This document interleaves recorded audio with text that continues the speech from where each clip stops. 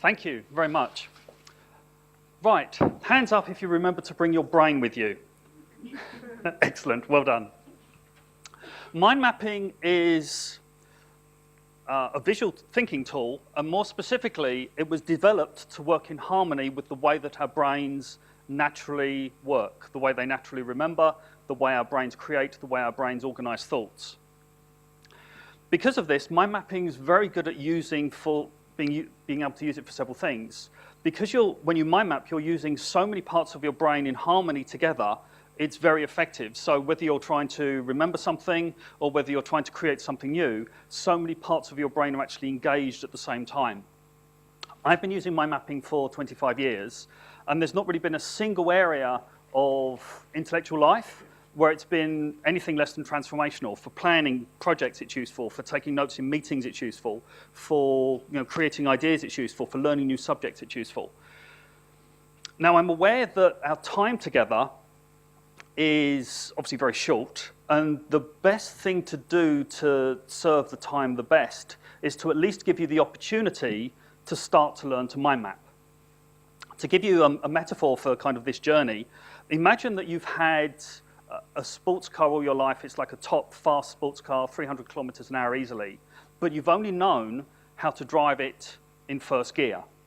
So my job today is to teach you a few simple coordination skills, both in terms of coordinating limbs and also coordinating your thoughts, so you can then change into second, then back and up and across into third, and ultimately in top gear, so you're using the mechanism of the car or your brain much more effectively. Now, very simple, easy way to learn something fast is to first just watch someone, see someone else do it, and just observe them very closely, very carefully. Second is then to copy, to mimic, to imitate them as accurately as you can. And then third, to continue to practice until you master the skill. So let's simply do that. So for the time being, all you have to sit back and relax is all you have to do, while you listen to me take you through my story of how I've used mind mapping both in my career, which is sort of like where most of the story is, but actually also started it at university. And so obviously I'll tell you my story while I also build up a mind map on the subject as well. So at university, I'd obviously got to university, things were going reasonably okay, but my second year results were basically all over the place. My lowest mark was 33%, my highest mark was 68%, average of 51 point something. And that wasn't good enough to do what I wanted to continue to do later on in my career. So I then basically, week before my third year, started to, basically I read a book on study skills, learned to mind map. There was many different things in the book. There was a couple of chapters on mind mapping.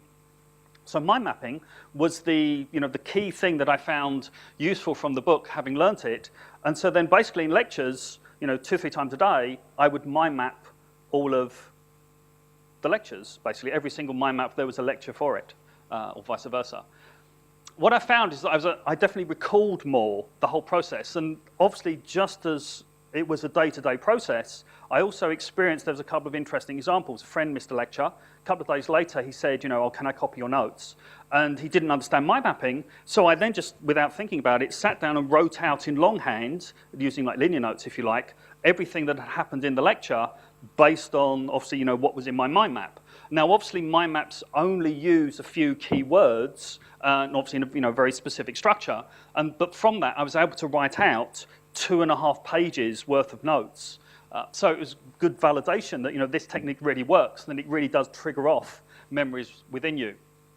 Also, once a lecturer, I happened to be sitting at the front, and at the beginning of the lecture, he just said, well, where did we get to? And I said, oh, you'd started a new topic, and you'd covered this, and you'd covered that, and you was just about to start the other when you ran out of time. And he was just flabbergasted, completely speechless, that I knew exactly where we were. And it was, again, because I was just mind mapping the lectures, and obviously it was building up so much knowledge. And I was just able to know exactly where I was. What I also found in lectures that, shall we say, weren't quite as structured the way I would want them, boring, what I found was that even though the lecturer was kind of like jumping around the subject in the way that he found useful, what I did was then be able to jump around the mind map in terms of doing different parts over different parts of the page, and I was able to get to the underlying structure. And so something that previously would have turned me off and would have ended up me getting lower marks, I was able to actually really understand what was going on in the subject and how the different parts of the subject, the topic, interrelated. So obviously there's all sorts of stories I could tell you. Final results, not only were my marks much higher, they were consistently higher. Basically, most of my marks were in the 60s, and I got a couple of 70s and also an 82. So that enabled me to go on and do what I wanted to do, which was a PhD.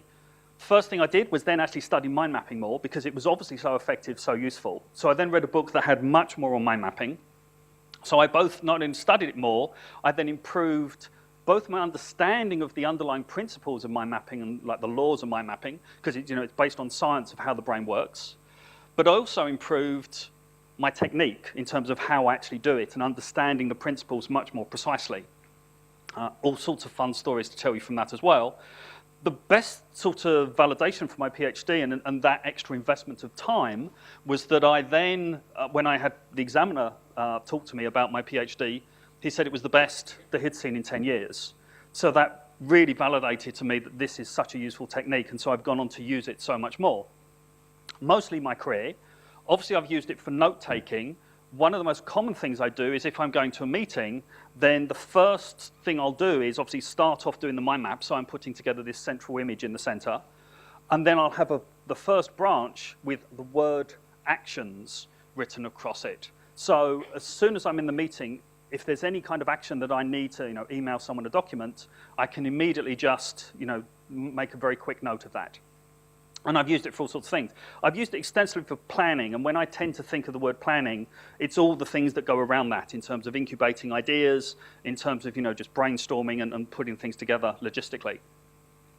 So yeah, I've run year-long projects. That's been very useful. For planning documents, it's very useful. So whenever I write a document, the first thing I do is plan things. As I've said, for projects, it's been invaluable. Even just for planning logistics in terms of going on a business trip, done that lots, and do a quick mind map of that. And I'll show you an example of that later on. I've also used it for training, because most of my career has been involved training in the technical arena of the IT and telecoms field.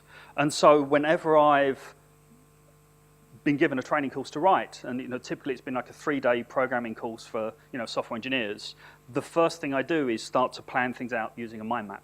And also when I've been delivering training as well, I'll typically have, for most long training courses, I'll have like a little mind map down by the laptop, and I'll be able to obviously just refer back to it, making sure I'm covering absolutely everything.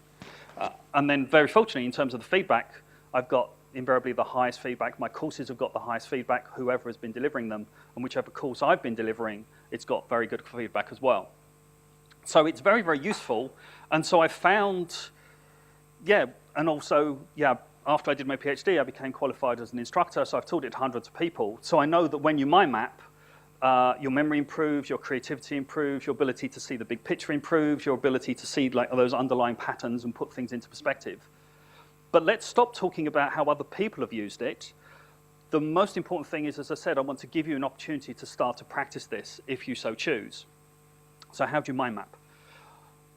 Well, if you take an A4 page, you start off typically by building up your central image. And what you do for a central image is draw some kind of like simple picture that's like an OK gesture size in the center of the page. And so for this, if I'm drawing a simple mind map about mind mapping, if you think about the capital letter B, what is it? It's just a straight line with 2 semicircles. So if I draw a straight line and lots of little small semicircles and do 2 of those, mirror image, I can obviously draw a very simple image of a brain or a mind. And now if I add a few simple mind or mapping symbols, I've obviously now got the central image that to me represents a mind map. And then I can start to obviously cover the most important things one needs to remember about mind mapping. So we've got principles to mind mapping that underpin it. So let's do a branch down. So simply just draw a line down. And then also if I want a nice thick line for my central topics, so I'll draw 2 lines because I've only got a thin pen, but I can now create what looks like a really big line and then write the keyword that's relevant on it, so principles in this case. So there's three basic things that underpin all of mind mapping. First one is association, because basically the brain just associates things together. So if I was to say the word banana, you immediately have an image for it, a sense of what it's like to peel one in terms of the texture of the actual fruit, and cartoon images of people slipping over, all of these kinds of things. So the brain just basically works on associations, as well as, yes, you can ask questions to drive your thinking, and also you can just look at the underlying associations that you have around a subject. Other principle, or the next principle, is imagination, and you'll notice the root of the word imagination is essentially the word image, because obviously we're using images, and that helps you to create more associations and build up not only better memory, but also trigger your creativity, your imagination. Third principle is outstanding, which is about making things stand out. So again, it makes things more memorable. So what's the actual skill made up of? We've obviously started to see it when I was talking about my story.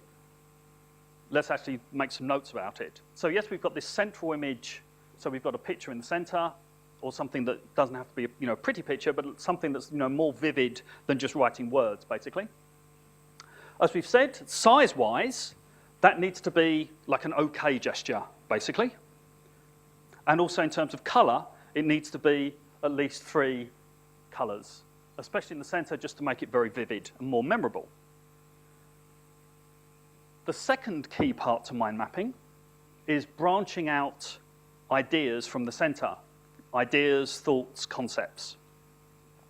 Now, those ideas are represented either in terms of images or also in terms of words, and people typically use the term keyword.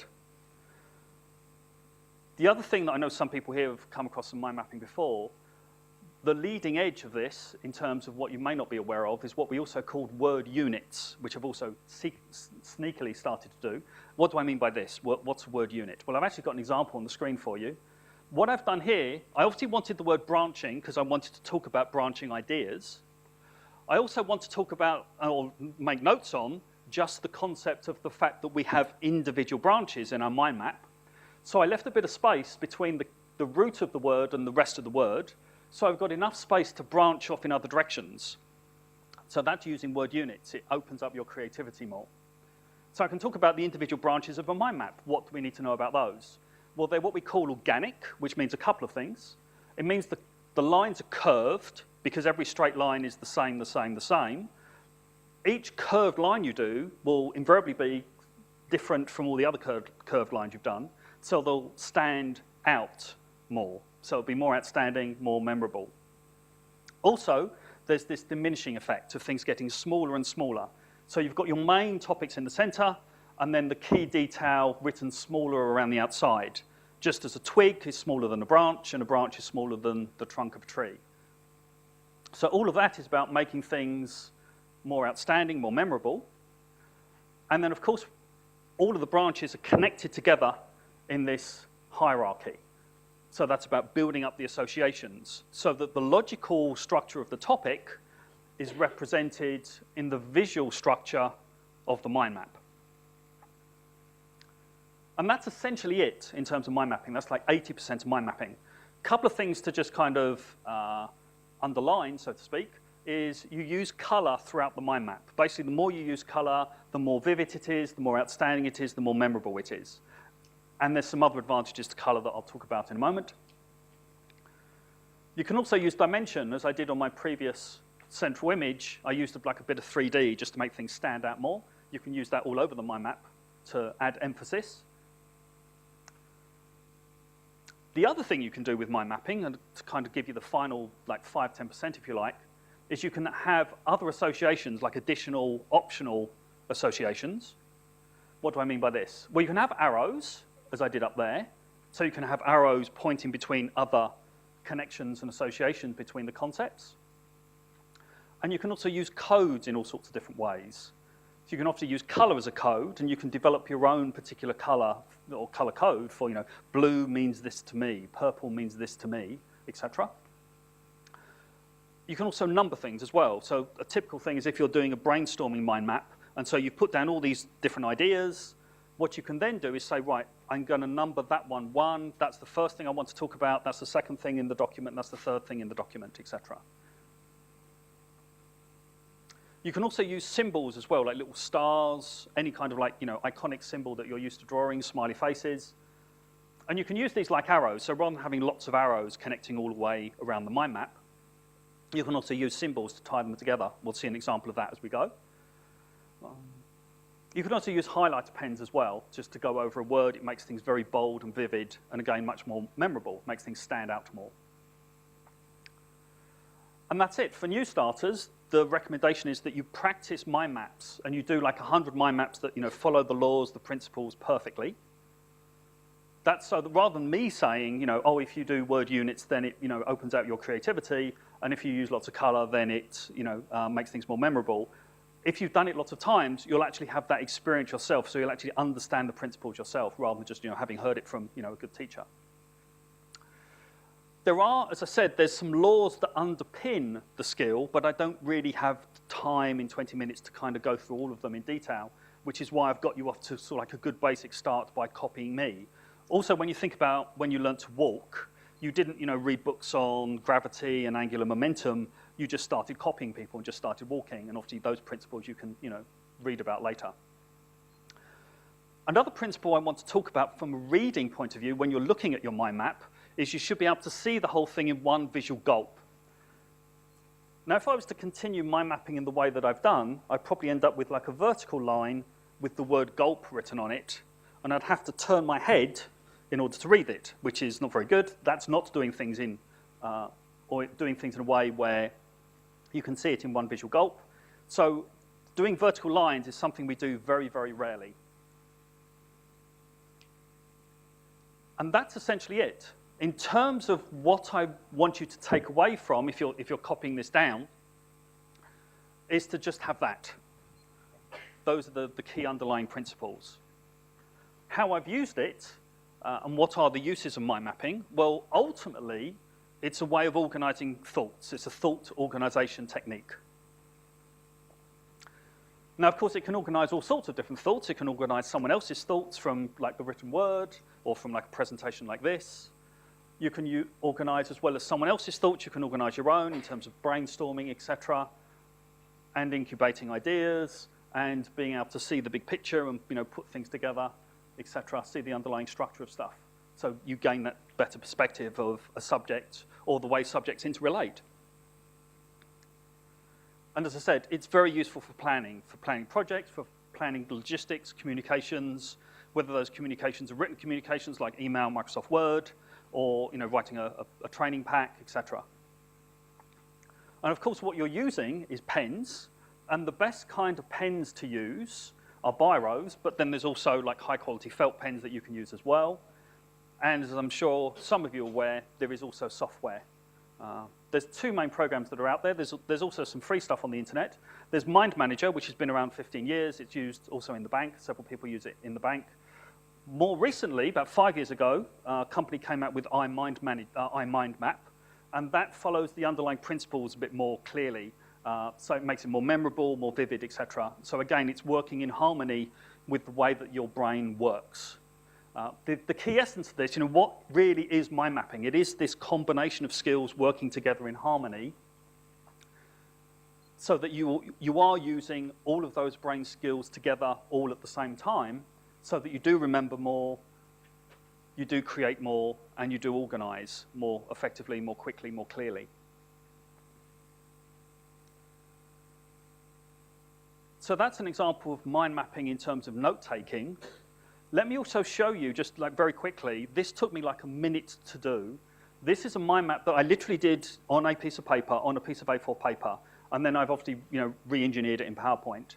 And it was for a simple piece of planning that I was doing a couple of months ago when I started to put this presentation together for a trip I'm doing later in the year to the UK, going back and visiting people. So literally just with a biro on a piece of paper, did a quick central image, so like an aeroplane and UK trip. So that's, it's got three colors because it's got gray, blue, and black. So it's enough of a central image. And then so I literally went through what are all the associations around this? Well, obviously I'm going to visit people. I want to visit my parents. I want to visit some cousins. I've got some cousins in both Bristol, 2 there, and also 1 in Watford. I want to visit them. I'm also going to a music festival as well. So let's do like a simple image for that. So I'm going to a music festival. Also, it's an opportunity to buy stuff, so I can go to like a shop I like and buy the socks that I like and buy a suit that I like. What else happens with a trip? Well, obviously, I got to pack to go on the trip. That's another obvious association that I have. And so I need to take a suitcase. I also want to take my laptop for obvious 20th century reasons, 21st century reasons as well. I also need to book stuff. And so, well, I obviously need to book flights. I need to book a car.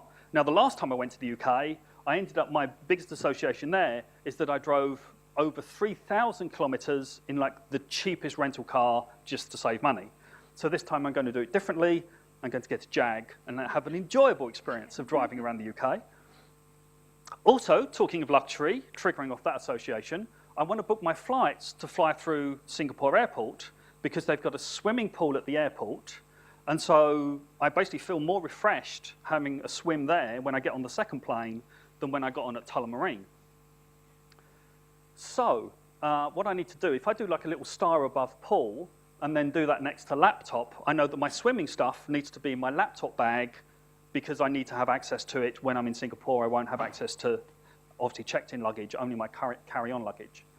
Also, in terms of packing, I need to take the power supply for my laptop. I want to take my iPhone, but I don't have to take the power supply from my iPhone because I can just take the cable, obviously this little thing here, and I can just recharge the iPhone off of the laptop. Also, I've got a little camera as well. That's got rechargeable batteries, so I also need to take the recharger for that. Also talking kind of the logistics of it in terms of clothes. What am I going to put in the suitcase? Well, I'm going for 10 days, so I'm going to need 10 days worth of clothes. Obviously, need to think about that. Do that closer to the time.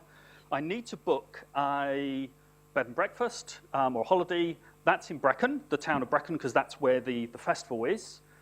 That's in Wales. Where else could I go to in Wales? There's a place called Aberystwyth, and so I can both go there and also work out how to spell it correctly.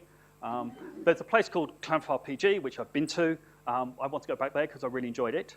And that's kind of about it. Actually, thinking about it, I need a suit because I may not have got round to buying a suit by the time I get to the festival. So I need to probably pack one as well. And that's basically it, and maybe some more time with friends. So it's very easy to both put together the logistics and plan things out and incubate ideas. One suggestion for you is to also do something like this. It's winter, and you could plan like a weekend away. Could you go to the coast? Well, there's the Gold Coast where there's theme parks. There's the Sunshine Coast where it's quieter, etc., etc. So there's all sorts of things you can do. What's on at the Sydney Opera House? So a good thing to do, as well as taking notes from a note-taking point of view, as we did before, or coordinating ideas as I've done here, you can also just incubate, what do I want to do for a weekend? That would be a good example for you to continue with. So I hope this has been useful. Obviously, I'll take some questions now. And obviously, if you have been doing some mind mapping, obviously that will stimulate particular skill questions of, I'm having problems with this, etc. So thank you very much indeed. I hope this has been value and it's served. Thank you very much.